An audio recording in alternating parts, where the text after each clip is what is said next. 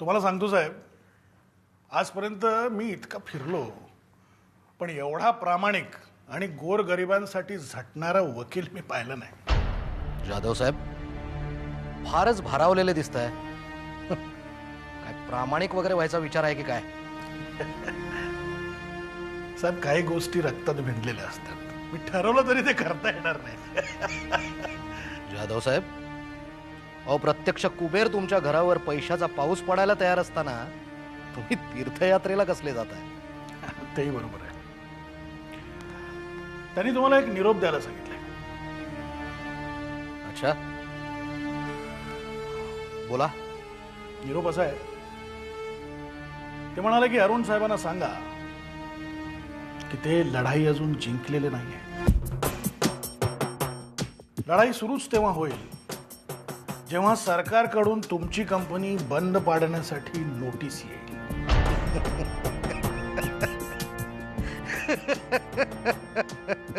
अहो, मी एवढं सांगतोय आणि तुम्ही हसताय साहेब. मजा येणार जाधव साहेब, मजा येणार. आत्तापर्यंत आयुष्यात कधीच अशा माणसाशी गाठ पडली नव्हती. मजा येणार. जाधव साहेब, तुम्ही तुमच्या बाजूनं त्याच्यावर लक्ष ठेवाच. वेळोवेळी कळवत राहा आम्हाला. काय? हो, मी कळवेन.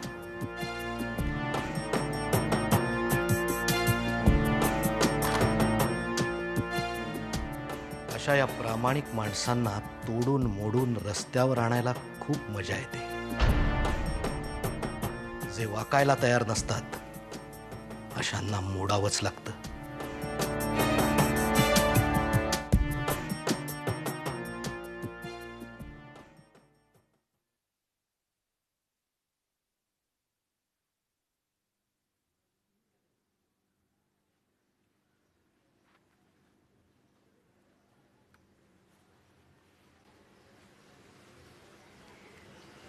पप्पा, तुम्हाला माझी मैत्रीण तृप्ती माहीत आहे? तिच्या मामाला ना एक वेगळीच विद्या येते. म्हणजे ते हस्ताक्षरावरून भविष्य सांगतात. खूप गर्दी असते त्यांच्याकडे. बघा मुक्ता, माझा काही असल्या गोष्टीवर विश्वास नाही. आजपर्यंत मला कधी अनुभव आलेला नाही. आता पत्रिका दाखवणं बघणं हे एक शास्त्र असेल हे मी मान्य करतो, पण हस्ताक्षरावरून भविष्य कठीण आहे. पप्पा, मला तुमची सही द्या ना, मी दाखवेन त्यांना.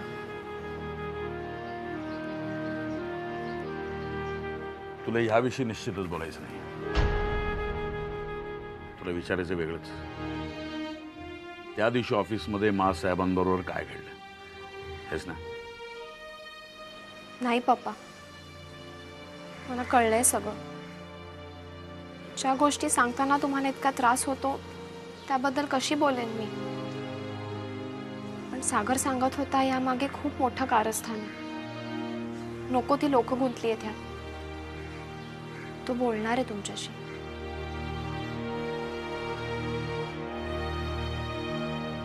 किती निर्लज्ज असतात ना काही माणसं. स्वतःच्या व्यवसायाशी इमान राखत नाहीत. मी तुला आधीच सांगितलं होतं की या मंडळींमध्ये गट्स नाहीये. दगडाखाली हात आहेत ना. पेपर चालवायचे त्यांना. पण हा पेपर वाचणार कोण? सामान्य माणूसच ना. तो जेव्हा ते विकत घेणार तेव्हाच त्यांचा पेपर चालणार ना. नाही अगं, पेपर चालवणारे वेगळे असतात. आता बातम्यांच्या मेरिटवर पेपर नाही चालत. ते दिवस संपले.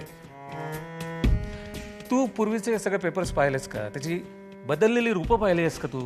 मग आता सत्य लिहायचंच नाही का? नेहमी ते दडवूनच ठेवायचं, सतत घाबरून वागायचं. मला नाही जमणार ते. त्यापेक्षा बेस्ट वे बाबा, मी नोकरी सोडते आणि फ्रीलान्सर म्हणून काम करते. चालेल. खरं सांगू का, 4 पैसे कमी मिळाले तरी चालतील, पण कामाचं सॅटिस्फॅक्शन मिळायला पाहिजे. हे घे, दे बाबांना. म्हणाव ड्यू डेटच्या आत भरायचंय. मी कशाला देऊ? तूच दे ना. का कट्टी वगैरे आहेस का बाबांची? चेष्टा सुचते ना तुला? माझी पळापळ होते इथे महिन्याचा खर्च भागवताना. मला नाही असं काटकसरीत जगतायत. अगं असं काय करतेस? आशिषचा पगार झाला ना आता, मग तो देईल की. नाही नको, मी भरतो बिल. बिलच काय, आणखीन काही खर्च असेल तर सांग. 4 दिवसात पैशाची सोय होणार आहे. बघितलंस, आशिषचे सुद्धा पैसे वापरायचे नाहीये त्यांना. कुठे जाणार आहे तेवढा स्वाभिमान घेऊन कोण जाणे. आणि काय हो, कोण कुबेर येणार आहे का 4 दिवसांनी तुमच्यासाठी पैसे घेऊन? हे बघ, मी लोनसाठी अप्लाय केलं होतं, ते पास झालं. तू पैशाची काळजी नको करूस. आणि हप्ता देणं काही कठीण नाहीये. हो, नाही नाही, तुम्हाला काहीच कठीण नाहीये. तुम्हाला काय कठीण आहे? प्रॉब्लेम आहे तो सगळा आम्हाला आहे. ते म्हणतात ना, दैव देतं आणि कर्म नेतं, त्यातला प्रकार आहे हा. तुम्हाला काय प्रॉब्लेम आहे?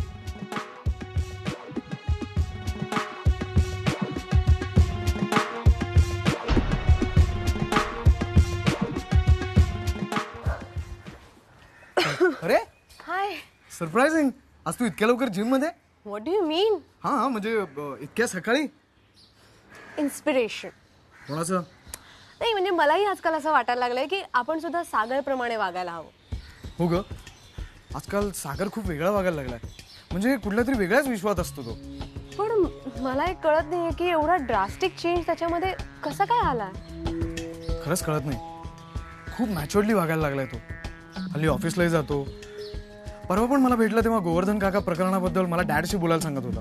मग काय, आपण कशाला उगाच त्यांच्यामध्ये इंटरफिअर करायचं. I know, very true. Anyway, चल बाय. कॉलेजला? हो.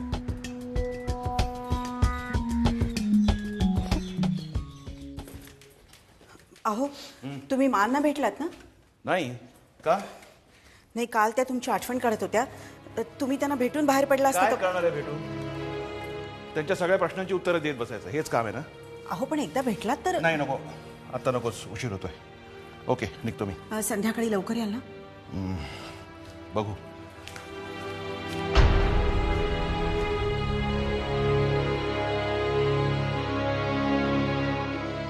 होय सर. हो, माझ्याकडे होतं तेवढं सगळ्या फाईल्स तुमच्याकडे पाठवल्यात मी. हां, आणि लेबर लॉ सुद्धा वाचलेत मी. हां, त्याच्याप्रमाणे त्या नोटिसीमध्ये काही त्रुटी मला आढळल्या आहेत, त्यामुळे तुमच्याकडे पाठवल्या मी. तुम्ही प्लीज स्टडी करा आणि मला कळवा. हां, तुमच्या फोनची वाट बघतोय मी. ओके. गोवर्धन, अरे वकिली सल्ले घेऊन तू काय करणार आहेस? आपलं महत्त्वाचं माणूस तर आजारी आहे. सत्ता नको त्या लोकांच्या हातात चालली आहे. तू काय करू शकणार आहेस? बघशील तुम्ही काय करणार. त्यांच्या सगळ्या कॉन्फिडेन्शियल फाईल्स माझ्याकडे आहेत. आणि महत्त्वाचं म्हणजे लेबर लॉज प्रमाणे इतकी वर्ष सर्व्हिस झाल्यानंतर कारणाशिवाय ते मला नोकरीवरनं काढू शकत नाही. हे बघ, आता ते केस हरले काय किंवा त्यांनी नोटीस मागे घेतली तरी तिकडे जाऊन तू काम करू शकणार आहेस का परत? मग मानानं राजीनामा देईन, पण अशी अपमानास्पद ट्रीटमेंट मी सहन करणार नाही.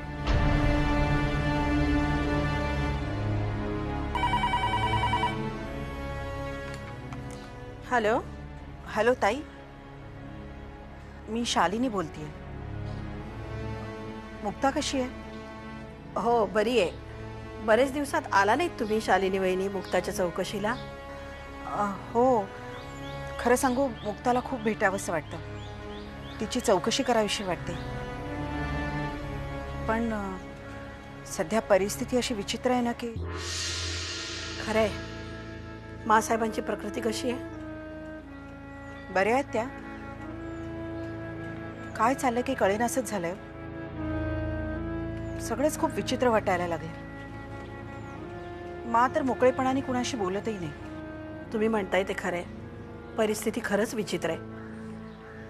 शालिनी वहिनी, तुम्हाला जर अवघड वाटत असेल ना तर फोनवर जरी मुक्ताची चौकशी केली तरी चालेल. ताई, गोवर्धन भाऊजी कसे? माझ्या कानावर येतात काही गोष्टी, पण या घरात आल्यापासून कान उघडे ठेवायचे आणि ओठ घट्ट मिटून घ्यायचे याची सवय करून घेतली. त्यांना म्हणावं, परमेश्वर तुमची परीक्षा घेतो. 1 मिनिट, हा देते त्याला. गोवर्धन, शालिनी वहिनींचा फोन आहे.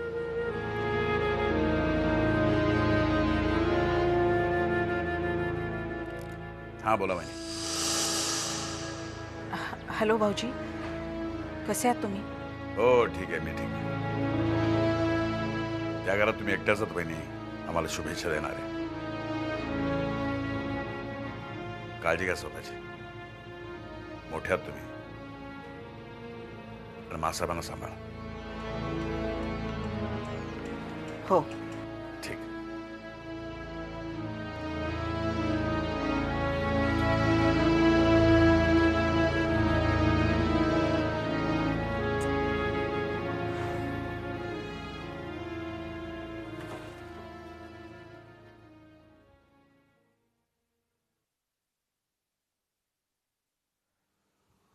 जेव्हा मी तुला सगळ्या गोष्टी समजावून नाही सांगू शकणार, पण सगळ्या गोष्टी एकमेकात गुंतलेल्या आहेत.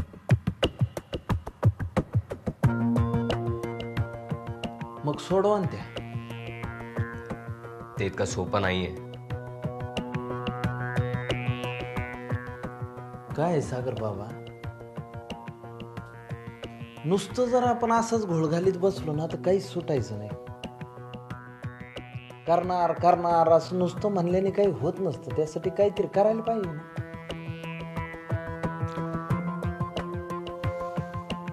मग मी काय करायला हवं असं तुला वाटतंय? रस्ता मला पण माहित नाही, पण तुम्ही चालायला सुरुवात तर करा ना. रस्ताच पोहोचवाल तुम्हाला कुठं पोहोचवायचं तिथं.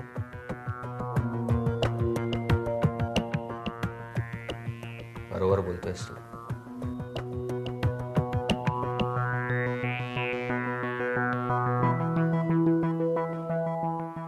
हे अंतर्गत राजकारण काय आहे हे मला कळायलाच हवं. काही लागलं तर मी आहेच ना तुमच्या बरोबर.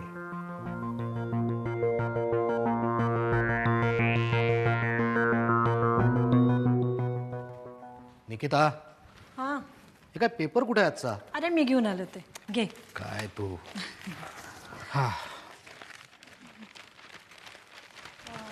अरुण, तुला खरंच असं वाटतं दिवाकर साहेब त्या पॉवर ऑफ अटर्नीवर सह्या घेऊ शकतील? नाही, इतकी सोपी गोष्ट नाहीये ती. कारण सुलोचना देवी सरदेसाईंबद्दल मी जेवढं काही ऐकलंय त्यावरनं फक्त आपल्या मुलाच्या सांगण्यावरनं त्या कुठल्याही पेपर्सवर इतक्या सहजपणे सह्या करणार नाहीत. शिवाय विचार करताना त्या दिवाकर साहेबांबरोबर त्यांच्या मोठ्या मुलाचाही विचार करणार. But still it's not that impossible. Sulochana देवी आत्ता आजारी आहेत, मानसिकदृष्ट्या सुद्धा खचलेल्या आहेत असणार. या परिस्थितीचा दिवाकर साहेबांनी योग्य तो फायदा घेतला. बाकी काय म्हणतंय तुझं महिला मंडळ, मीटिंग्स वगैरे? Arun, good morning. Good morning बेटा. Good morning. गुड मॉर्निंग मम्मा. काय राकेशला भेटायला चाललीस? पैसे आहेत का जवळ? आहेत ग. चल बाय. Bye bye. आणि एन्जॉय योरसेल्फ. खरंच निकिता, दुसरी कुठली मुलगी असती तर तिने बापाकडे एवढा पैसा आहे म्हटल्यानंतर दोन्ही हाताने पैसे उधळले असते. पण आमची मुलगी म्हणजे अरे लहान आहे अजून. जसं जग बघेल ना तशी पैशाची किंमत कळायला लागेल. देव करो आणि तसंच हो.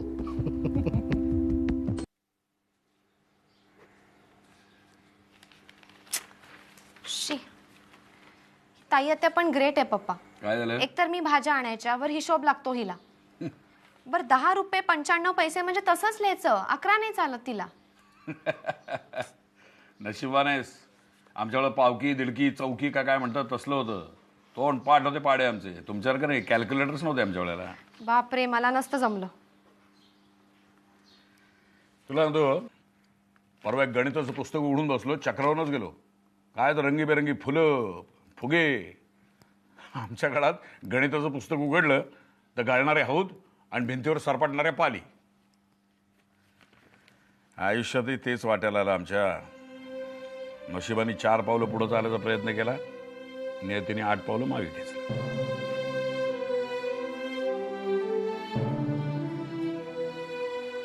पप्पा, तुम्ही मला उभं केलं, धीर दिलात. पूर्णपणे कोसळलेले तेव्हा तुम्ही सावरलात. आज तुम्हीच असं बोलायला लागलात तर मग मी काय करायचं? खरंय ते. फ्रस्ट्रेशन येतं का आयुष्यात?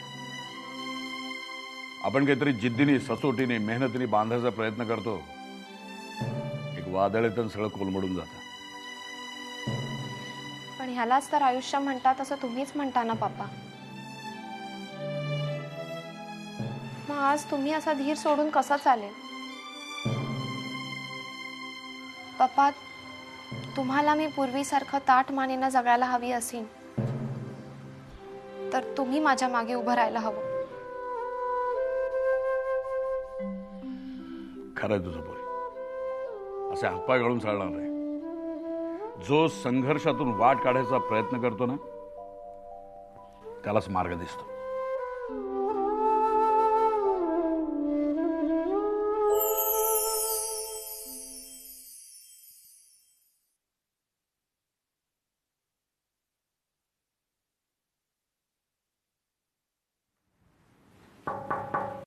Yes, come in.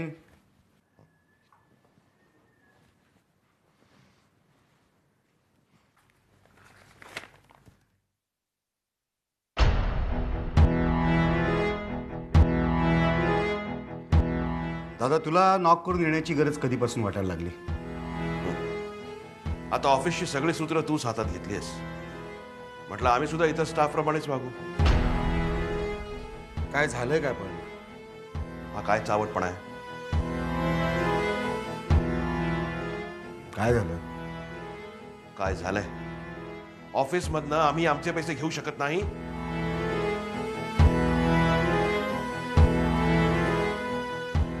पैसे घेऊ शकतोस ना तू. मग पण काय 50 लाख रुपयाची अमाऊंट म्हटल्यानंतर त्याची कारणं कळली पाहिजेत. अच्छा, म्हणजे आता यापुढे प्रत्येक गोष्ट आम्ही तुला विचारून करायची? दादा, काय आहे व्यवहार म्हटल्यानंतर. Shut up!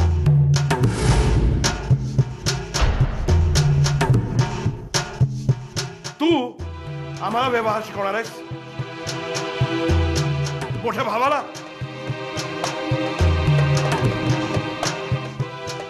दुर्दैवाने तशी वेळ आली आज. पण आमच्यावर लहान भावाला विचारून निर्णय घ्यायची वेळ आलेली नाहीये. ठीक आहे,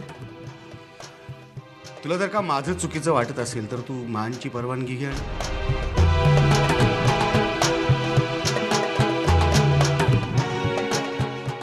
आता ह्यापुढे आम्हाला जे करायचं ना तेच आम्ही करू.